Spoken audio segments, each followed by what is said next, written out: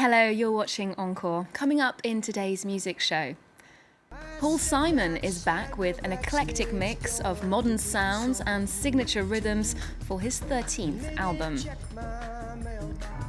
James Blake delights fans with an introspective, carefully crafted record and some headline slots on the festival circuit.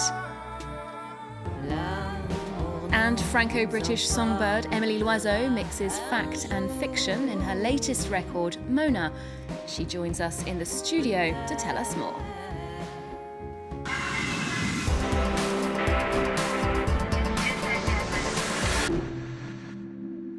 Well, for all of that, I'm joined by our music critic, Mark Thompson. Hello. Hi, Olivia. And Emily, thanks so much for joining us. Thank you. Now, we're starting with your new album, Mona, which is inspired by some of your own family stories and legends, so I hear. Can you tell us about some of these very personal elements that are in the record?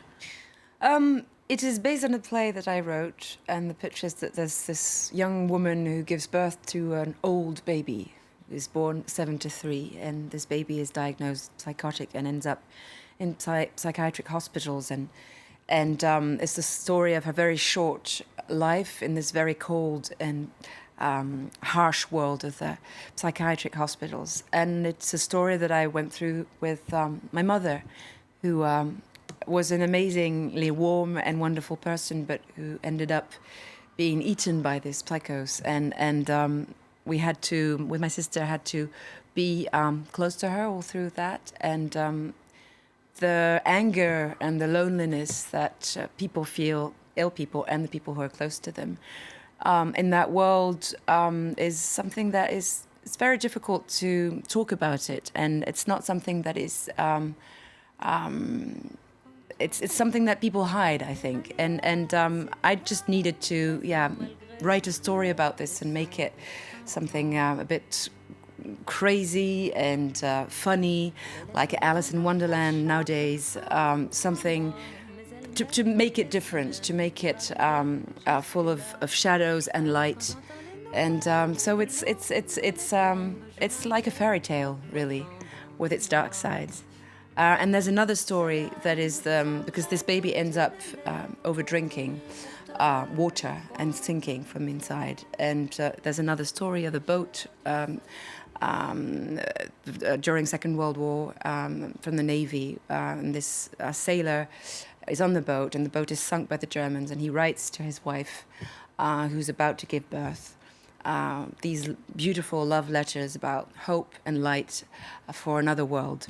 So it's these two, with this person and this boat sinking, giving lights to each other through this story. Yeah. A mixture and the music, real and surreal. Exactly, and the music was written for the play, but the play was used to write my fourth album, in a way. It's just an object where you can't dissociate really the music from the play when the play is going. But then when you listen to the album, to me it's just 13 songs. You don't need to know the story to actually listen to this CD. But for me it was important to find a new way of writing through having to fill in a story and give the story some breathing moments, or to actually support it. It was very interesting for me to write this way, like for a film, really. Okay, well, let's take a look indeed at one of those tracks from the album. This is Eau Sombre. L'amour nous emportera un jour, peut-être ce soir. Love will take us all somewhere someday.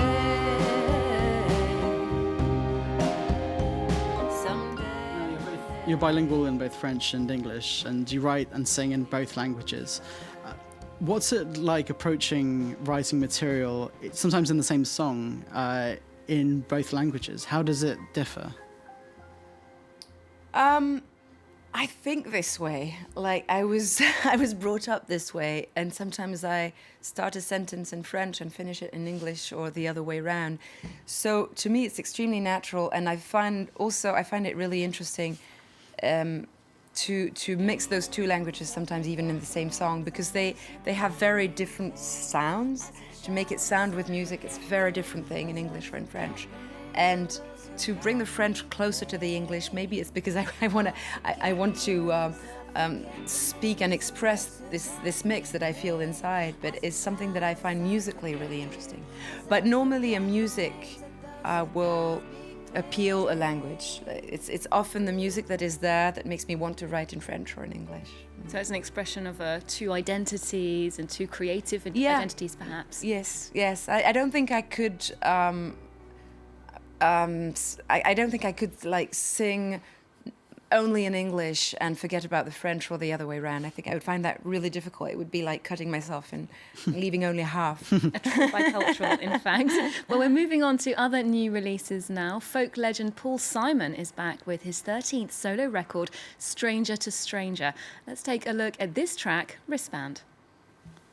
I stepped outside the backstage door to breathe some nicotine and maybe check my mailbox, see if I can read the screen. Then I heard a click, the stage door lock.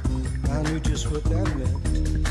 I'm gonna have to walk around the block if I wanna get in a wristband. So Mark, this album took 5 years to make. Obviously a lot of work gone into that. Does it show?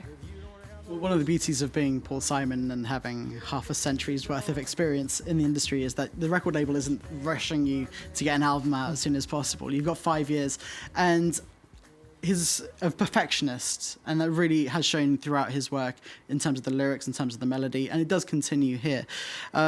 The question really is for someone who's been in the business for this long is, do you still have something to say, and do you know an interesting way to say it? I think this album shows that he definitely does. He's still very relevant. This song, Wristband, I'm not sure is his best lyrical work to date. It's not that relatable to think about a musician who is stuck outside trying to get in. Maybe it is for you, maybe it's not really for me. Maybe you've been so there. just because he doesn't have a wristband. But at the same time, there are these odes to his wife that are a lot more personal and relatable, and that's what it is at his best. And at the same time, he does what only Paul Simon can do and makes these completely contradicting genres at the same time. You've got gospel music at the same time as African rhythms and beats, at the same time as having modern techno influences and electro influences, all with his beautiful melodies and his beautiful lyrics on top of it.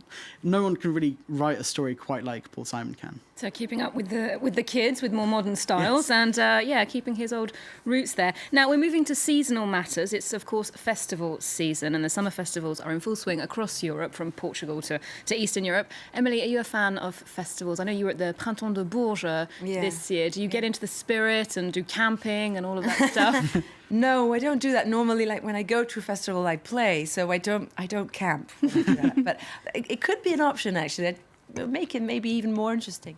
No, I love it because it's just a time where you see your mates, also your friends, that you haven't seen for a while, who sing the next day, and that's quite fun. You get together and say, oh, how are you doing, and all that's nice. And also there's an atmosphere of summer is coming, although it's raining, but summer is coming, and music is there, and we're celebrating music, and it's something very special. It's quite tiring after a summer of festivals. You're pretty exhausted, but it's really exciting always. Well, indeed, one festival that's hopefully going to get some sun this week is the Primavera Festival in Barcelona. What's coming up for that one? Well, if you're not a fan of camping, then Primavera is a pretty good option because it's in the middle of Barcelona, so you can just rent out an apartment if you can afford one. But this is really one of the big lineups of the year every time, especially in Europe.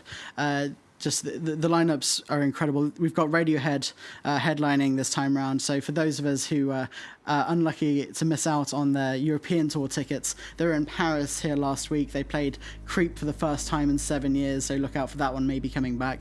On top of that, Sigur Rós, Tame Impala, Beach House, John Carpenter. It's an incredible lineup.